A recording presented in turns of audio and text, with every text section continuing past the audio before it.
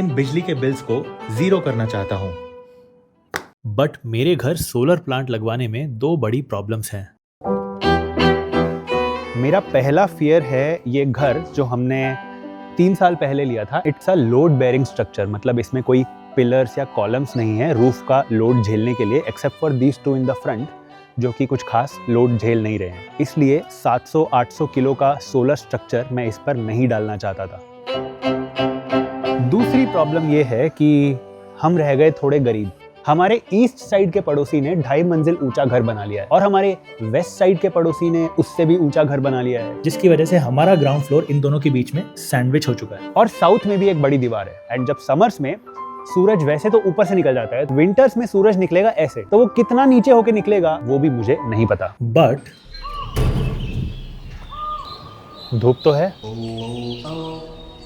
धूप तो है, यानी सुबह और शाम की सनलाइट तो नहीं पड़ रही है, बट बाकी पूरे दिन छत पर सनलाइट है। क्या उतनी सनलाइट काफी है सोलर पैनल्स लगवाने के लिए? I am no civil engineer, so I definitely need some help.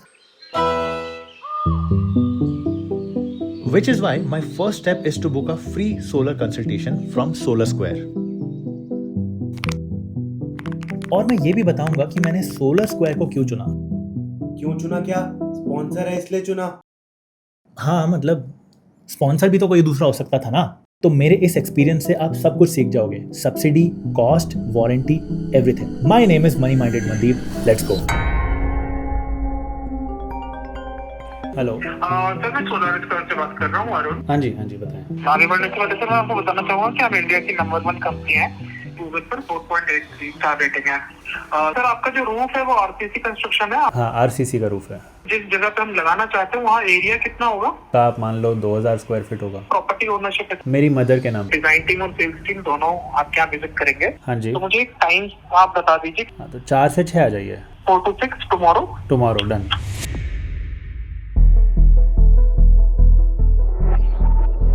It's 4 PM and solar square के इंजीनियर आ चुके हैं। आज की इस डिटेल्ड इंजीनियरिंग विजिट के बाद ही पता चलेगा कि हम हमारे घर पर सोलर पैनल्स लगवा सकते हैं या नहीं, और अगर लगवा सकते हैं तो कितने किलोवाट का और कहां पर। अच्छा, आप तो ऑन स्पॉट ड्राइंग बनाते हो? हाँ, इसके अंदर पूरा जो अपना डायमेंशन होंगी वो सारा लिखा जाएगा।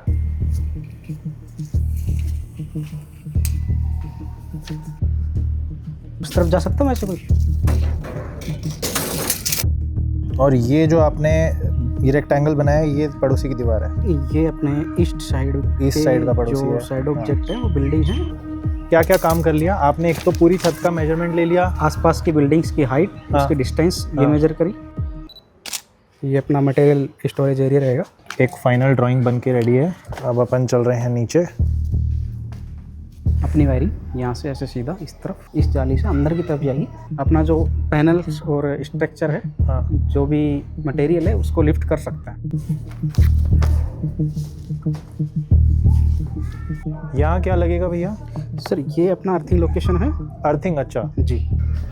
अब क्या भर रहे हो भैया? सर, मैं ये अपना साइट असाइनमेंट फॉर्म भर रहा हूँ। तो कितनी टोटल वायरिंग कितनी लग रही है? जो अपना ये फ्लोर है उस हिसाब से मैंने जो मेजर किया है उसमें DC 80 metre, AC 10 metre, earthing cable अपनी 75 मीटर लग रही है और एलए केबल लेंथ है वो 50 मीटर लग रही है। फाइनली हमें 3D डिज़ाइन डॉक्यूमेंट भेज दिया है सोलर स्क्वायर की टीम ने। भारत की नंबर 1 सोलर कंपनी। ओके, तो ये अपनी ड्राइंग है and I think I can understand this. So this is how they are solving. ये साउथ वॉल है एंड साउथ वॉल से जितना दूर हो सके, बेसिकली जितना घर के फ्रंट साइड में अपन इसको इंस्टॉल करेंगे उतना बेटर होगा, क्योंकि फिर हम साउथ वॉल की शेडिंग को कम्प्लीटली अवॉइड कर सकते हैं। बट ईस्ट और वेस्ट वॉल का क्या करेंगे? ओके, अब समझ में आ गया है। Their plan is to elevate the whole structure 8 feet above the ground, ताकि सनलाइट का जो टाइम है वो मैक्सिमाइज हो जाए। एंड ये स्ट्रक्चर फ्लोर पे कितना स्पेस लेगा, ये उसकी डायमेंशन है करीब 12 फुट और विड्थ वाइज करीब 7 फीट। छत का एरिया हमारा पूरा बच ही रहा है।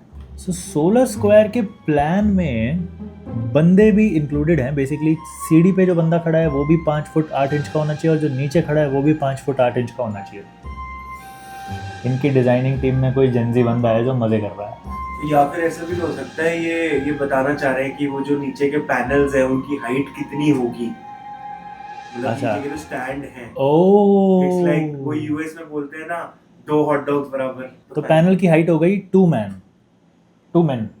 But I feel it's 2.5 men. It might be 2, but लिखा नहीं है ना उन्होंने, कैसे अज्यूम करना। Dear Gen Z, we got you.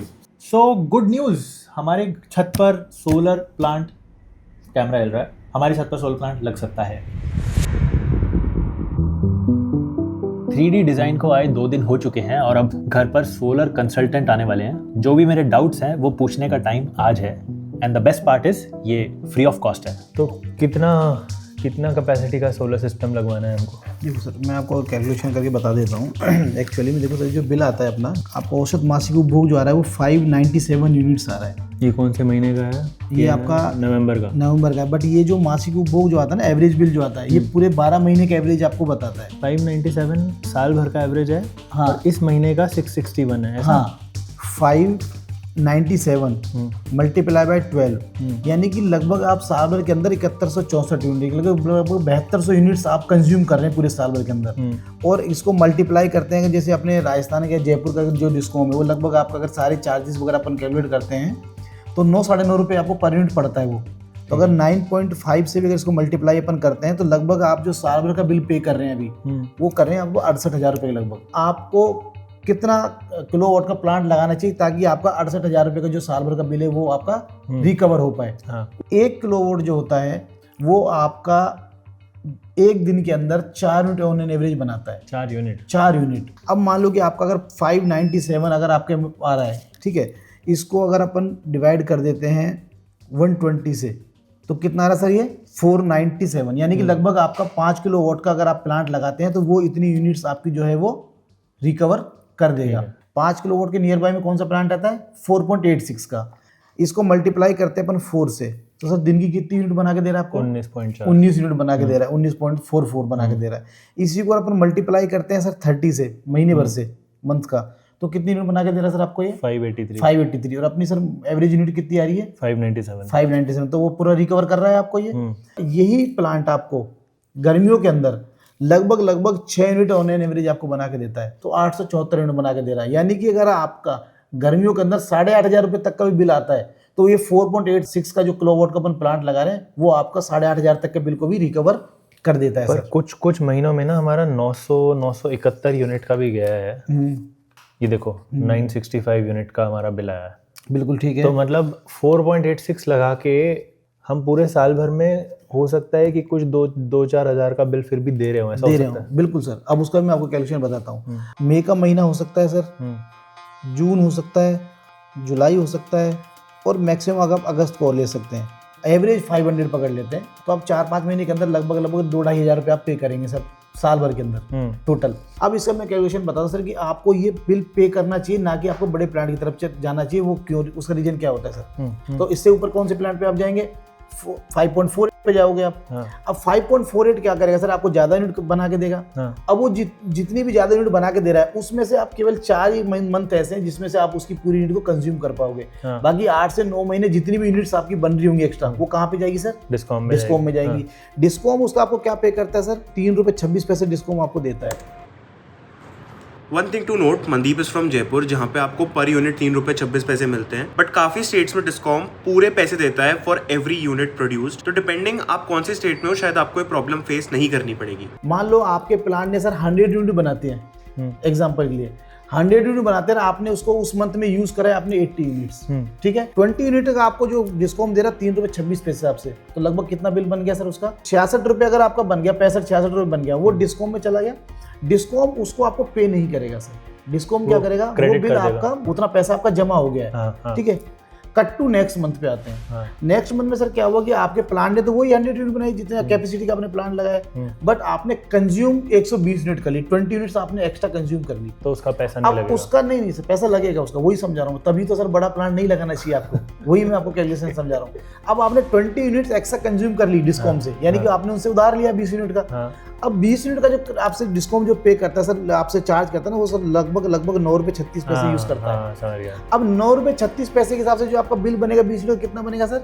180 रुपये के लगभग, 185 रुपये के लगभग। उसमें मुझे 68 रुपीज़ का क्रेडिट। इसको समझने का बेटर तरीका ये हुआ कि जो यूनिट बना के मैं सरकार को दे रहा हूँ वो एक यूनिट नहीं है, वो 1/3 यूनिट ही है। तो एक यूनिट कमाने के लिए मुझे 3 यूनिट देने पड़ेंगे सरकार को। दूसरी चीज़ क्या होती है सर कि मान लो सर कि आपने जो प्लांट लगाया, अब आपने 4.86 का प्लांट लगा रहे हैं, उसकी जगह आप बोल रहे हैं कि यार मुझे तो आप ना 5.4 का दे दो, तो उसके लिए पैसा भी तो पे करना पड़ेगा आपको एक्स्ट्रा। हाँ। अब मान लो सर उस 1 किलोवाट के लिए, एक पैनल के लिए आपने 50,000 रुपये एक्स्ट्रा लगा दिए आज की डेट में, और आप साल भर के अंदर सर पे कितना कर रहे थे एक्स्ट्रा? 2,500 रुपये ही। हाँ। अब इस 2,500 रुपये के हिसाब से अगर आप उस 50,000 को रिकवर करो तो कितने साल लग जाएंगे सर आपको? लगभग 20 साल। 20 साल लग जाएंगे। अब 20 साल में जो चीज रिकवर करने वाले हैं, अभी 2,500 रुपये पे ना करके और आप प्लांट एक्स्ट्रा लगाते हैं, उसके लिए पैसा तो आपने आज ही पे कर दिया और हर साल आप 2,500 रुपये बचा पाओगे उससे, तो क्या फायदा होगा सर? तीसरा नुकसान इसके अंदर क्या होता है सर, अब मार्च 31 तक आपका बिल मान लो एग्जाम्पल सर 5,000 रुपये बन गया, वहां पे 5,000 रुपये आपके माइनस में आ रहे हैं, आपने कंज्यूम नहीं करी, तो 31 मार्च को जो 5,000 रुपये आपके जो माइनस में यहाँ पे दिख रहा है सर, वो पूरा लैप्स हो जाता है, जीरो हो जाएगा, वो कैरी फॉरवर्ड नहीं होगा, किसी भी एंगल से आपके लिए बेनिफिशियल नहीं है। तो इसलिए आपको उतना ही प्लांट लगाना चाहिए कि जितना आपके कंजप्शन है। अभी अगर अपन ने मान लो बुकिंग वगैरह कर दी, अमाउंट आपको पे कर दिया, तो जल्दी से जल्दी सोलर कब लग जाएगा सर? जैसे जिस दिन आपका फाइनल पेमेंट हमारे पास में आता है, उसके विद इन 5 डेज के अंदर आपका पैनल लगा देते। तो अब स्टार्ट कैसे करें? क्या पेमेंट सर अभी 10% करना चाहेंगे या आप 50% करना चाहेंगे, 100% करना चाहेंगे? 10%। हमारे यहाँ पे जो स्ट्रक्चर होता है सर 8 घंटे के अंदर लगाएंगे, यानी कि 16 स्क्वायर की वैन आपके पास में 10 बजे आएगी मॉर्निंग में, और आपको शाम को 6 बजे हम पूरा स्ट्रक्चर कंप्लीट करके दे देंगे सर आपको। 8 घंटे। Now that is a challenge and I will be ready with my watch.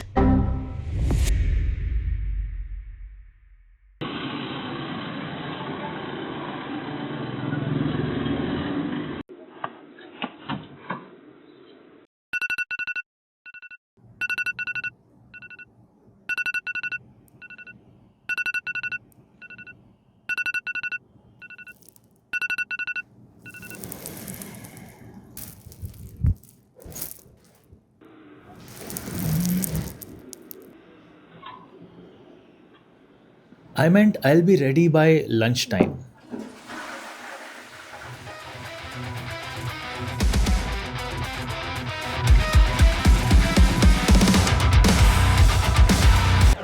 What are you doing? I'm applying sunscreen. This is 100 SPF. I had more than 4 sunburns in my childhood. More than twice as likely to develop melanoma as adults.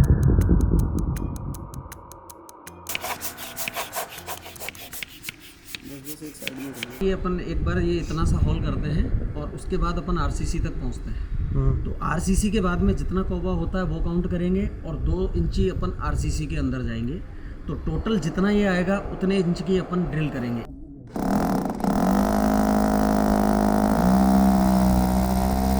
Fastener में हम Hilti का chemical डालते हैं। क्या क्या? Hilti chemical. वो क्या होता है?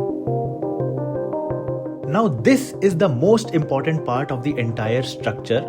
इसे बोलते हैं हिल्टी केमिकल। ये बेसिकली एक हाई परफॉर्मेंस और हैवी ड्यूटी केमिकल है जिसकी मदद से फास्टनर्स को आरसीसी और कंक्रीट में एंकर किया जाएगा। ये सूखने पर पत्थर से भी ज्यादा हार्ड हो जाएगा और 700 किलो का सोलर स्ट्रक्चर इजीली अपनी जगह पर होल्ड कर पाएगा, यानी तेज हवाओं में भी इसे स्टेबिलिटी एंड स्ट्रेंथ प्रोवाइड करेगा। उसके साथ साथ ये होल्स का वाटर प्रूफिंग भी ऑटोमेटिकली कर देता है। बट फिर भी अगर लीकेज का चांस है सर, पानी लीकेज हो सकता है, अगर ड्रिल किया तो चांसेस है, तो उसके लिए भी सर मेरी कंपनी आपको ना 1 लाख रुपए का कंपनसेशन देती है।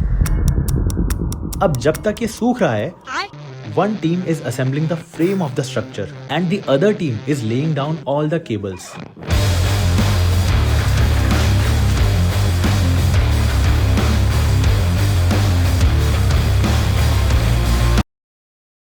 और अपन ने इधर वायरिंग कैसे दी, एक बार आप थोड़ा वो भी बताओगे? ये वायरिंग रूट है सर, यहाँ से दोनों पाइप अलग गए हैं, तीनों अर्थिंग के एक पाइप में जाएंगे पाइप, और यहाँ से जो इन्वर्टर अर्थिंग आएगा वो डीसी के साथ जाएगा। यहाँ से डीसी वायरिंग गई है, ये अपना अर्थिंग का पोर्शन हो गया।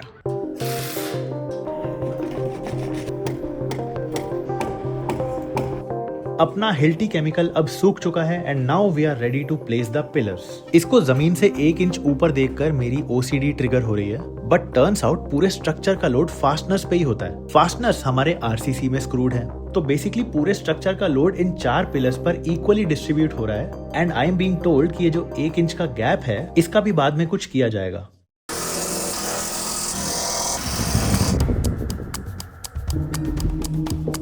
While this is happening, 2 लोगों की टीम अब नीचे गई है अर्थिंग के लिए।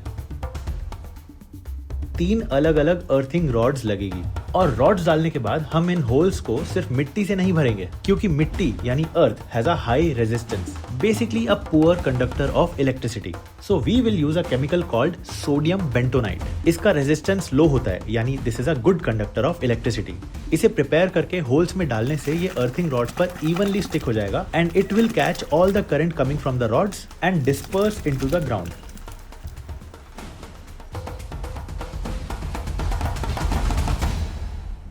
इतने में ऊपर वाली टीम ने चारों पिलर्स इंस्टॉल कर दिए हैं और अब ये लोग पिलर्स पर फ्रेम इंस्टॉल कर रहे हैं। आज ही इस साइट को अपन कंप्लीट करने की कोशिश करेंगे। 8 घंटे के अंदर लगाएंगे अप्रोक्सीमेट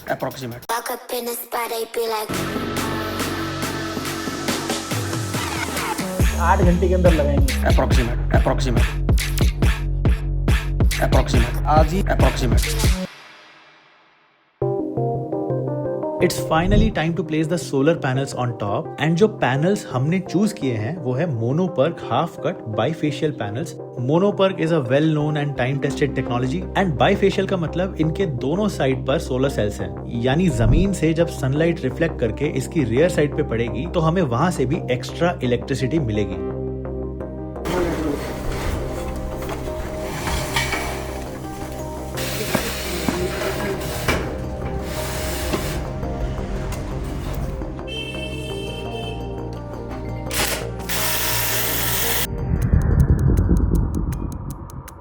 सोलर के अंदर एक चीज़ होती है सर कि जो नॉर्मल क्लाइंट कभी भी नहीं पता लगा सकता, मैं खुद पता नहीं लगा सकता सर उस चीज़ का।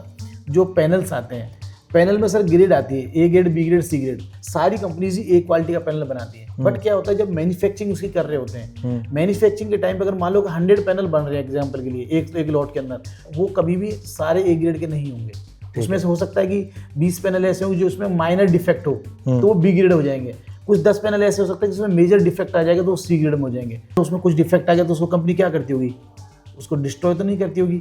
क्या होता होगा उस पैनल का, किसी के घर तो लगता ही है, किसी घर पे लगता होगा, वो भी मार्केट में आ रहा है। तो आपको नहीं पता कि मेरे घर पे जो पैनल लगने वाला है ए ग्रेड का है, बी ग्रेड का है, सी ग्रेड का है। मैंने आपको बताया कि आपके घर पे कंजप्शन है 597 यूनिट ऑन एन एवरेज, ठीक है। अब इसके हिसाब से आपको चाहिए 4.86 का, वो आपको बोल देगा 7 किलोवाट लगा लीजिए आप। वो क्या करता है कि 10 पैनल में से हो सकता है कि 4 या 5 पैनल तो ए ग्रेड के लगा देगा आपको, 3 पैनल उसने बी ग्रेड के लगा दिए, 2 पैनल उसने सी ग्रेड के लगा दिए। अब 7 किलोवाट का आपके घर पे उन्होंने प्लांट लगा दिया लोकल वेंडर ने, यानी कि जितनी आपकी कंजप्शन उससे वो 1-2 किलोवाट ज्यादा ही सजेस्ट करता है ताकि आपकी बिजली बनती रहे और उसकी सेल हो गई, उसकी सेल होगी। आगे के सालों में और ज्यादा भी तो डिग्रेड होगा, उसकी परसेंटेज और डाउन जाएगी। तो 7, 8, 10 साल के अंदर आपका वो प्लांट काम करना ही बंद कर देगा।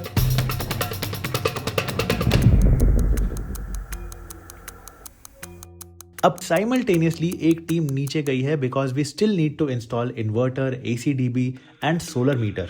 सनग्रो के इन्वर्टर का ट्रांसमिशन लॉस सबसे मिनिमम है, यानी कि 98.4 का इसका रेशो आता है। अगर 100 यूनिट आपके प्लांट ने बनाई तो ये 98.4 यूनिट्स को AC करंट में कन्वर्ट कर देता है। अच्छा, इसकी कॉस्टिंग जो आती है, डिफरेंस आपको मिलेगा ही मिलेगा। सस्ता है मतलब? नहीं सर, महंगा है। ये लॉटरी का धंधा करते हैं, बेचते हैं, खरीदने का। मतलब 6 किलोवाट का लगवा लें तो जो इन्वर्टर सनग्रो होता है सर, वो लगभग आपका 125 से 130% पे काम करता है। अगर मान लो आपका जैसे 4.86 किलोवाट का पर प्लांट लगा रहे हैं, तो मैंने अगर आपको उसके अकॉर्डिंग अगर 5 किलोवाट का इन्वर्टर आपको मैंने लगा के दिया, तो लगभग ये 6.5 किलोवाट तक का प्लांट अगर आप लगाते तो उस तक के लिए आपको 5 किलोवाट का इन्वर्टर ही आपका काम करेगा। अब 4.86 में अभी आपके कितने पैनल लगे हुए हैं सर? इसके अंदर 9 पैनल लगे हुए हैं। 1 किलोवाट भी अगर आप इसमें बढ़ाते तो भी सर ये कितने पे जा रहा है? 5.94 पे जा रहा है, जबकि इन्वर्टर कितने कैपेसिटी के आपका काम करेगा? 6.5 तक। ठीक है, तो 6.5 तक जब आपको यही इन्वर्टर अगर काम कर रहा है तो क्यों अपन को एक्स्ट्रा कॉस्ट लगानी है? आज की 6 किलोवाट का इन्वर्टर लगाने से बेनिफिट क्या होगा सर आपको? सही कॉस्टिंग ही तो एक्स्ट्रा दे रहे हो उसके लिए।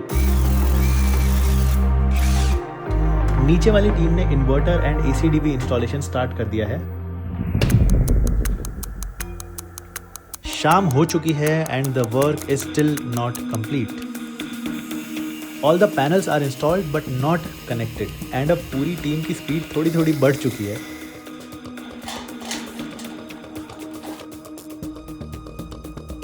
वायरिंग एंड इंस्पेक्शन करते करते अब फाइनली रात हो चुकी है। But one thing to remember is ये काम नवंबर में हो रहा है जब दिन ऑलरेडी छोटे होते हैं। अब फाइनल स्टेप होने जा रहा है, पिलर्स के बेस पर फाउंडेशन बनेगा। लोकल वेंडर क्या करते हैं सर कि सीमेंट का एक बेस बना देते हैं। ये आपने देखा होगा कि जो टीन आते हैं, जो अपने ऑयल के पीपे जिसको बोलते हैं, उसमें भी आपने किसी लोकल वेंडर यहाँ पे देखा होगा कि वो कॉलम की जगह पे उसमें कॉलम लगा देते हैं, गोल गोल गोल गोल गोल लगा देते हैं, या सीमेंट का 4-5 इंच का बेस बना देते हैं। हम लोग सर वो सीमेंट का बेस नहीं बनाते, हम बनाते हैं sir GP2 chemical, galvanised protein जिसको बोलते हैं, वो GP2 केमिकल होता है। या आपने जैसे ओवरब्रिज देखे होंगे, ओवरब्रिज के अंदर उसका कलर सीमेंट जैसा होता है, बट वो सीमेंट नहीं होता सर, वो GP2 केमिकल ही होता है। उस पर जितना पानी पड़ेगा, जितना पानी उसके लगेगा, वो उतना ही स्ट्रॉन्ग और श्रिंक होता है। वेल, इट्स फाइनली 7 PM, यानी लगभग 8 घंटों में ही काम खत्म। 8 घंटे के अंदर लगाएंगे अप्रोक्सीमेट।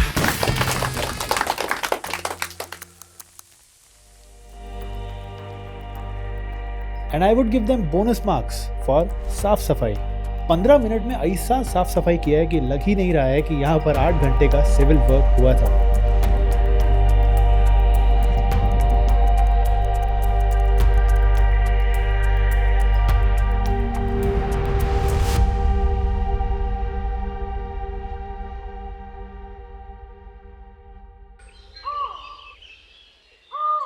फाइनली हमारा रूफटॉप सोलर सिस्टम लग चुका है, पर ये अगले 2-3 हफ्तों तक ऑपरेशनल नहीं हो सकता। उसके लिए डिस्कॉम से एक नेट मीटर आएगा एंड डिस्कॉम का ही एक ऑफिशियल पर्सन आकर ये प्लांट को कमीशन करेगा। So now I have to wait for another 3 weeks. क्या हुआ? टी शर्ट बदलने से कुछ नहीं होगा, आज डे 1 ही है, नेट मीटर नहीं आएगा। चलो चुपचाप नहाने।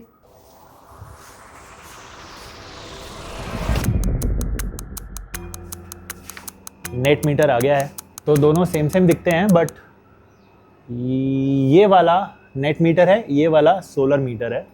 एंड सबसे पहले आप यहाँ देखो, ये जो वाइट कंड्यूट में वायर आ रही है, this is coming from the solar panels से जो करंट प्रोड्यूस हो रहा है वो बहुत अनस्टेबल है, उसमें आग लगने का भी खतरा हो सकता है अगर वो किसी भी इक्विपमेंट में डायरेक्टली चले जाए। तो पहले DC-DB बॉक्स में भेजा जाता है, it's kind of a regulator, जो कि एक सही वोल्टेज में ही करंट आगे भेजेगा।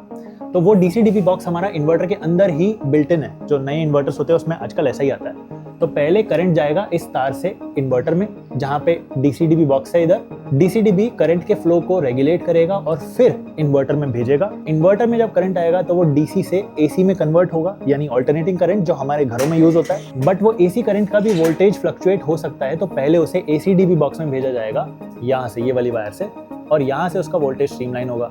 उसके बाद वो करंट आएगा हमारे मीटर्स में और यहाँ से हमारे पूरे घर में सप्लाई होगा। अब ये जो नेट मीटर है ये आपका हिसाब कैलकुलेट करेगा, मतलब कि दिन भर में अगर आपके सोलर पैनल से आपने एक्सेस बिजली प्रोड्यूस कर दी है तो ये मीटर उल्टा घूमने लग जाएगा, यानी आपका बिजली का बिल माइनस में चलने लग जाएगा। और रात में जब सोलर पैनल्स पे बिजली नहीं बन रही होगी तो आप ग्रिड का पावर यूज करोगे तो ये मीटर पॉजिटिव में घूमने लग जाएगा।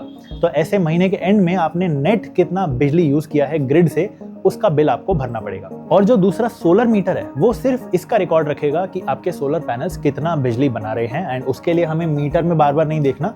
सोलर स्क्वायर का एप्लीकेशन है, उसमें डेली बेसिस पे कितना बिजली प्रोड्यूस हो रहा है वो दिख जाता है। तो सोलर प्लांट लगे अब तो 3-4 महीने हो गए हैं। That was back in November and commission हुआ था दिसंबर में, और अब चल रहा है अप्रैल। और जो हमारा लेटेस्ट बिल है यानी मार्च का कंजम्पशन एंड बिल अप्रैल में जो आया था दैट वाज -1397 रुपीज। अब जो अगले महीने बिल आएगा उसमें AC का कंजम्पशन इंक्लूडेड होगा, तो आई एम वेरी श्योर वो इतना नेगेटिव में नहीं जाएगा, या तो वो 0 के आसपास होगा या फिर वो पॉजिटिव भी हो सकता है, मतलब हमने थोड़ा ज्यादा कंज्यूम कर लिया होगा। रही बात सर्दियों के महीने में जब कभी कभी ऑन एंड ऑफ हीटर्स चलते थे तो हमारा बिल एक महीने -300 आया था और दूसरे महीने -400 आया था। तो ये है सोलर स्क्वायर का ऐप। इसमें एट अ ग्लांस मुझे दिख जाएगा कि मैंने 2288 यूनिट्स अब तक प्रोड्यूस कर दिए हैं इसके लाइफ टाइम में, और इसका मॉनेटरी वैल्यू है 18,764 रुपीज़। उसके बाद आप व्यू इनसाइट्स में जाओगे तो डेली, वीकली, मंथली और ईयरली बेसिस पर कितना बिजली बन रहा है वो आप चेक कर सकते हो। फॉर एग्जांपल आज 20 अप्रैल है, 27.4 यूनिट्स बने हैं, और ये पावर जनरेशन का ग्राफ है, यानी कितने बजे कितनी बिजली बनती है। और अप्रैल के महीने में अब तक हमने टोटल 384 यूनिट्स बना दिए हैं। इसके साथ साथ आप मेंटेनेंस में देखोगे कि आपकी अगली सर्विस कब शेड्यूल्ड है, और पास्ट सर्विस का पूरा रिकॉर्ड आपको यहाँ पर मिल जाएगा। अब ये तो है ऑन ग्रिड सिस्टम, मतलब कि जितनी बिजली सोलर पैनल्स बना रहे हैं अगर उससे ज़्यादा की मेरी रिक्वायरमेंट है तो एक्स्ट्रा बिजली मैं बिजली विभाग से ले लूँगा और उसका बिल मैं पे कर दूंगा। कई लोग जिनके बिजली विभाग बार बार पावर कट कर देते हैं वो लोग लगवाते हैं हाइब्रिड सिस्टम, मतलब कि इसी सर्किट में ये जो डीसी करंट आ रहा है, डीसी करंट पहले डीसी डीवी बॉक्स में जाएगा बट उसके बाद इन्वर्टर में जाने से पहले बैटरी में चला जाएगा, क्योंकि बैटरी जैसा कि मैंने बताया डीसी करंट पे चलती है। तो पहले डीसी करंट से बैटरी चार्ज हो जाएगी, बचा हुआ करंट जाएगा इन्वर्टर में, फिर वो एसी में कन्वर्ट होगा एंड सो ऑन। और हमारे पास भी टेक्निकली एक हाइब्रिड सिस्टम ही है, बस वो यहाँ पे दिखता नहीं है क्योंकि हमने बैटरी और उसके लिए एक इन्वर्टर 3 साल पहले ही खरीद लिया था क्योंकि पावर कट से हम परेशान थे। वो इधर है। तो ये हमारी 150 AH की 6 बैटरीज हैं और ये आई थिंक 6 या 6.5 किलोवाट का इन्वर्टर है। बेसिकली ज़्यादा कुछ चेंज नहीं हुआ है बट एक स्टेप ज़रूर ऐड हो गया है। तो पहले सोलर इन्वर्टर डीसी से एसी करंट बनाएगा, वो एसी करंट हमारे घर में आएगा और वही एसी करंट इधर भी आएगा पहले इन्वर्टर में। इन्वर्टर उसे एक बार फिर से डीसी में कन्वर्ट करेगा ताकि बैटरी चार्ज हो सके। फिर जब घर की लाइट जाएगी तो बैटरी से डीसी करंट उठाएगा, एसी में कन्वर्ट करेगा और फिर से हमारे घर में सप्लाई करेगा। ये एडिशनल स्टेप सिर्फ इसलिए है क्योंकि we had the inverter and the battery before having the solar plant.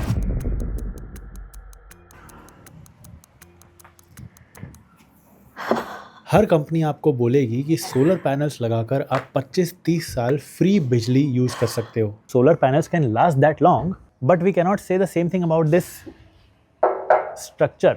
हमारा जो स्ट्रक्चर होता है सर, प्री फैब्रिक स्ट्रक्चर होता है। प्री फैब्रिक का मतलब ये होता है सर कि हमारा जो स्ट्रक्चर है वो सब कुछ ऑलरेडी हम रेडी करके रखते हैं। तो आपकी छत पे आने के बाद में केवल हम उसकी कटिंग वेल्डिंग नहीं करेंगे, केवल उसको नट बोल्ट पे कसेंगे सर। अब आपने देखा होगा सर कि ये जैसे स्क्वायर पाइप पे लगता है, हमारा टेपर्ड सी चैनल पे लगता है। इधर से विंड कैप्चर होगी और उसको रास्ता मिल जाएगा निकलने का नीचे से। और ये स्ट्रक्चर रेटेड है up to 170 kilometre per hour की विंड स्पीड को विथस्टैंड करने के लिए, which is quite a lot. Jaipur में तो 100 के ऊपर भी विंड्स नहीं जाती है, so we are sorted that way. ये मेरे लिए सबसे इंपॉर्टेंट है, स्ट्रक्चर का स्ट्रेंथ एंड क्वालिटी। क्योंकि एक तो मैंने बचपन में लोगों की छतों से टीन शेड उड़ते हुए देखे हैं एंड उससे लोगों की जान भी जा सकती है, तो ये उड़कर कहीं नहीं जाना चाहिए। और अगर हम इस पे इन्वेस्टमेंट कर रहे हैं और अगले 25-30 सालों तक फ्री बिजली चाहिए तो it has to break even, ये कॉस्ट रिकवर होना चाहिए एंड फ्यूचर में इसका कोई भारी मेंटेनेंस का खर्चा नहीं आना चाहिए। और इसे जंग से यानी रस्टिंग से प्रोटेक्शन देने के लिए इसे गैल्वेनाइज किया गया है। बेसिकली उसको मोल्टन जिंक में डिप करके एक जिंक का कोटिंग चढ़ाया जाता है जिससे कि इस पे जंग नहीं लगता। अब मान लो कि किसी लोकल वेंडर ने आपको बोल दिया कि यार ठीक है मैं भी आपका नट बोल्ट पे लगा दूंगा, बट सर वो क्या करेंगे कि आपका जो साइज है जो छत पे लगने वाला है उस साइज के अकॉर्डिंगली जो एक पाइप आता है सर, 20 फीट का पाइप आता है, तो उसके लिए कटिंग तो करनी पड़ेगी। कटिंग जहां से हो गई, एक बार जहां पे ड्रिल हो गया तो वहां पर सर रस्टिंग होगी 100%। कोई भी सर टेक्नोलॉजी ऐसी नहीं है कि जो उस पाइप के अंदर कोटिंग कर पाए, बट मेरे इसके ऊपर जो हम ये जितने भी नट बोल्ट पे लगाते हैं तो वो सर पहले उसके जितने भी ड्रिल करने, जितने भी होल या छेद करने वो पहले होंगे, उसके बाद में सर उसके ऊपर कोटिंग होगी। ये जो हमारा स्ट्रक्चर सर, ये IIT बॉम्बे से पास आउट स्ट्रक्चर है। इसके अंदर सर एंटी साइक्लोन है। This is where Solar Square shines. So how much did this entire solar system cost me? ये टोटल 5 किलोवाट का सिस्टम है एंड इसका कॉस्ट मुझे पड़ा है 3,65,000 रुपीज़। अब इसमें से 78,000 रुपीज़ का subsidy from central government directly हमारे बैंक अकाउंट में आ चुका है और अलग से स्टेट गवर्नमेंट का 17,000 रुपीज़ का सब्सिडी भी। तो नेट कॉस्ट इसका पड़ा है 2,70,000 रुपीज़। अब इस 2,70,000 रुपीज़ में मुझे मिला क्या है? Firstly I have no idea कि सोलर का सब्सिडी कैसे अप्लाई होता है, नेट मीटर के लिए कैसे अप्लाई करते हैं। I just gave my money to Solar Square and उनकी टीम ने मेरे बिहाफ पे पूरा एप्लीकेशन प्रोसेस संभाल लिया और आपकी पूरी लोन फॉर्मेलिटीज एंड एप्लीकेशन भी सोलर स्क्वायर की टीम ही संभाल लेगी। After talking to the solar consultant ये समझ में आया कि 2 लाख तक रुपए का लोन लोगे तो सस्ता इंटरेस्ट रेट मिलेगा। 2 लाख से ज्यादा के लोन पे इंटरेस्ट रेट बढ़ जाता है और इसी प्राइस में मुझे सोलर स्क्वायर का गुड जीरो गारंटी मिला है। इसका मतलब ये है कि सोलर स्क्वायर ने मुझे क्लेम किया है कि हर महीने मिनिमम बिजली के यूनिट्स कितने बनेंगे। अगर उससे कम बिजली बनेगी तो डिफरेंस अमाउंट सोलर स्क्वायर पे करेगा and this is very useful specially in my case, क्योंकि आप देख ही सकते हो ईस्ट और वेस्ट साइड की वॉल्स की वजह से हम सैंडविच्ड हैं और अभी 5 बज रहे हैं और यहाँ पर धूप आनी अभी से बंद हो चुकी है। But as per Solar Square's investigation हमारी छत पर फिर भी इतनी धूप होगी कि हम बिजली बना लें और नहीं बना पाए तो हमें उसका कॉम्पनसेशन मिल जाएगा। इसी गुड जीरो गारंटी में मुझे 5 साल का सर्विस एंड मेंटेनेंस फ्री मिला है और बहुत ही बढ़िया सर्विस है। ये हमारा 4th मंथ चल रहा है सोलर पैनल लगाने के बाद। हर 30 से 45 दिन में मुझे अपने आप एक सोलर स्क्वायर एग्जीक्यूटिव का कॉल आता है। बेसिकली बुलाना नहीं पड़ता है। आज हमारे प्लांट की 4th सर्विस है।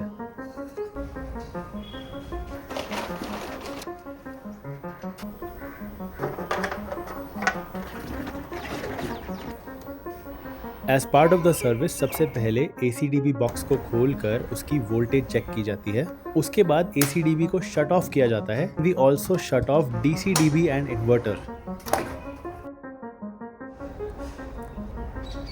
अब ये टीम ऊपर जाकर सोलर स्ट्रक्चर को इंस्पेक्ट करेगी एंड सोलर पैनल्स को क्लीन करेगी।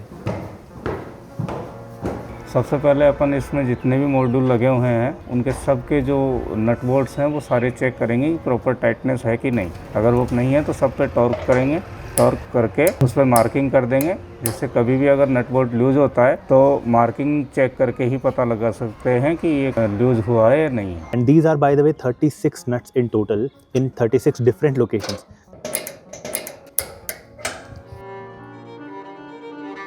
Cleaning is probably the most important part in your electricity generation क्योंकि पैनल्स पर डस्ट पड़ने की वजह से बिजली का प्रोडक्शन काफ़ी गिर जाता है। इसीलिए रेगुलर क्लीनिंग तो करनी ही चाहिए, बट इन्हें क्लीन करने का प्रोसेस काफ़ी डेलिकेट होता है।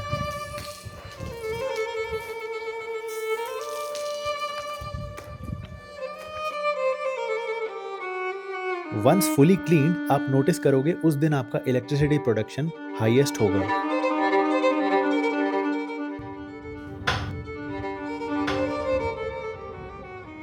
एंड सर्विस कंप्लीट होने के बाद मुझे एक PDF रिपोर्ट मिलती है जिसमें पैनल्स का before and after photo and other details of the service are mentioned.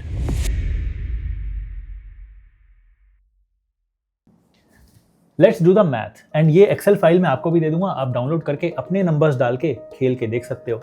1 kilowatt के प्लांट से हम 1440 यूनिट्स पर ईयर जनरेट कर सकते हैं ऑन एन एवरेज, और मैंने लगवाया है 4.86 किलोवाट का प्लांट। इसके लिए मैंने पैसा दिया 3,65,000 रुपए, बट 95,000 रुपीज की मुझे सब्सिडी मिल गई, तो मेरा नेट इफेक्टिव कॉस्ट पड़ा 2,70,000 रुपए, वो मैंने यहाँ पर लिख दिया है। उसके बाद सोलर पैनल्स हर साल थोड़े बहुत डेप्रिशिएट होते हैं और एनुअल डेग्रेडेशन हमने माना है रिस्पेक्टेबल 0.7%, जो कि एकदम एक्यूरेट है। यानी 25 साल बाद भी ये लगभग 80% एफिशिएंसी पे काम कर रहे होंगे, so not a bad deal. उसके बाद आपके स्टेट में और आपके यूजेज के अनुसार आपका एवरेज बिजली का बिल पर यूनिट कितना बनता है वो आपको यहाँ पर एंटर करना है। फॉर एग्जांपल मैंने यहाँ पर डाल दिया है 8 रुपए पर यूनिट, और फिर एक अजम्पशन भी ले लिया कि हर साल ये बिजली का बिल 3% से इन्फ्लेट होता रहेगा क्योंकि महंगाई का जमाना है। तो ऐसा करके यहाँ पर 25 साल की कैलकुलेशन कुछ इस तरह है। यूनिट्स प्रोड्यूस्ड एवरी ईयर यहाँ पर लिखे, उसके बाजू में पर यूनिट का इलेक्ट्रिसिटी रेट यहाँ पर आ चुका है इंक्लूडिंग 3% इन्फ्लेशन एवरी ईयर, और उसके बाजू में लिखा है वो बिजली का बिल जो मैं हर साल पे करता पर अब नहीं करूंगा। और टॉप पे मेरा इनिशियल इन्वेस्टमेंट लिखा है जो कि नेगेटिव में है क्योंकि ये कैश आउटफ्लो है।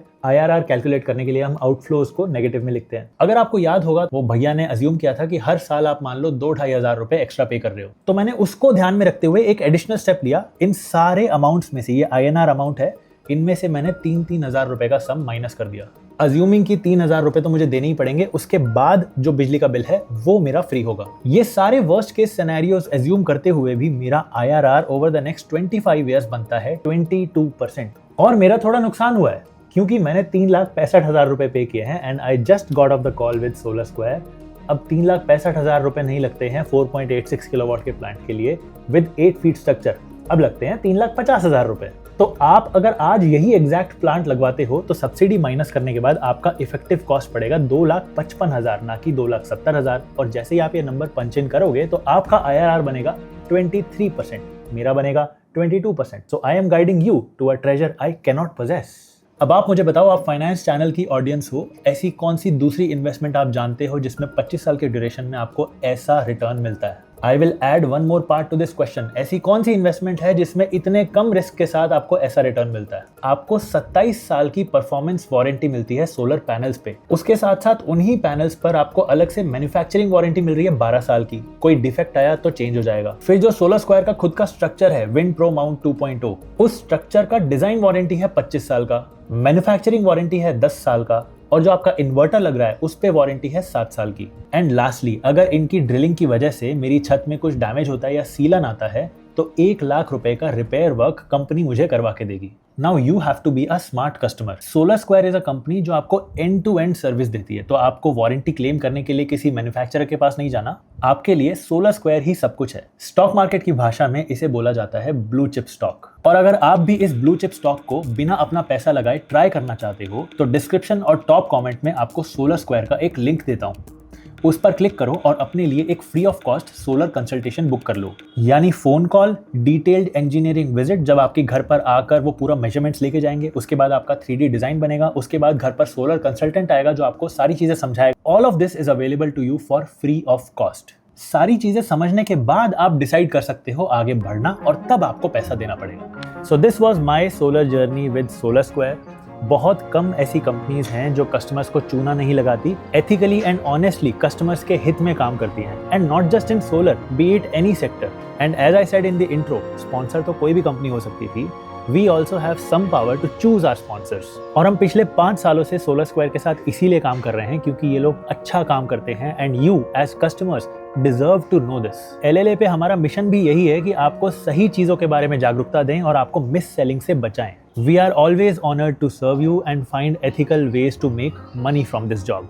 इससे ज्यादा फुलफिलमेंट कहाँ मिलेगा? अगर आपके सोलर पैनल्स को लेके कोई भी और क्वेश्चंस हैं तो प्लीज कमेंट्स में बताएं। मैं कोशिश करूंगा कि सारे यूनिक क्वेश्चंस का आंसर किया जाए, या तो मैं खुद करूंगा या फिर सोलर स्क्वायर की टीम से किसी से आंसर लिखवाऊंगा। मिलता हूं बहुत जल्द। This was money minded Mandeep. Like, share and subscribe this channel.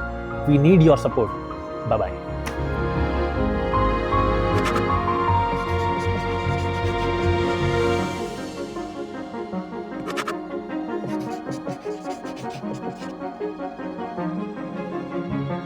Two.